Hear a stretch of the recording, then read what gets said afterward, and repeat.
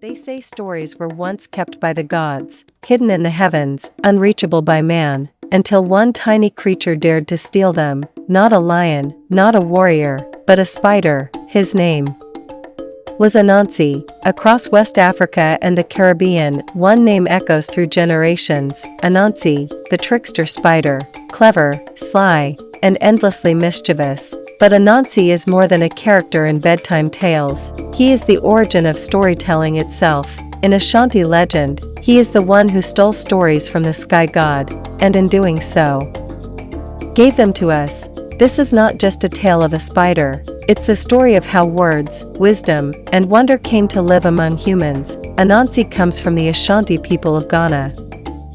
In some tales, he is a full spider, in others, a man with spider limbs, but always, he is the trickster, the clever outsider who uses wit over strength. He is not evil, nor is he good, he is balance, he is chaos with purpose. Anansi doesn't conquer with swords, he weaves plans like a web, and in one of the oldest tales ever told, he set his sights on the greatest prize of all, the stories of the world. Long ago, all the stories belonged to Niam, the sky god. He kept them locked away in his palace high in the heavens. No man, no animal, no spirit could access them. The world below was silent. No myths, no fables, no legends, but Anansi had grown tired of silence.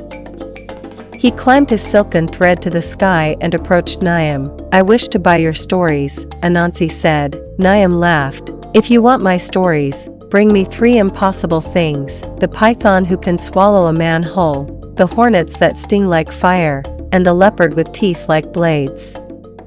No one had ever returned from hunting even one, but Anansi was not like anyone. Anansi spun his first web of deception for the python, Onini. He told Onini that his wife said he was shorter than a palm branch. Curious, the vain python stretched out along the branch to compare. Anansi quickly tied him up and carried him away. Next, the hornets. Anansi poured water over their nest and shouted, "Look at this rain. Quick, hide in this gourd before you drown." The hornets rushed inside, and he corked it shut. Then came the leopard, Osibo. Anansi dug a pit and covered it with leaves. Osibo fell in, feigning kindness. Anansi offered help with a rope, but instead, strung him up in a tree like a hanging fruit. One by one, he brought the creatures to Niam. The god was astonished. He declared, "From this day forward, all stories shall belong to Anansi the spider."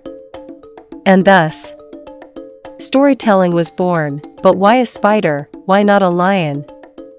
Or a great warrior? Because stories are not won with force, they are earned with patience, wit, and vision. Anansi teaches us that the smallest among us can change the world, that cleverness can outwit strength, that even the impossible can be unraveled, one thread at a time. That's why, in every corner of the African diaspora, from Jamaica to Ghana to Suriname, you'll still find Anansi's web, in laughter, in riddles, in stories passed from grandparents to grandchildren. Anansi lives on, not in the jungle, but in every tale ever told. So the next time you hear a story that moves you, makes you laugh, or teaches you something new, remember the spider who dared to steal from the gods. Remember Anansi.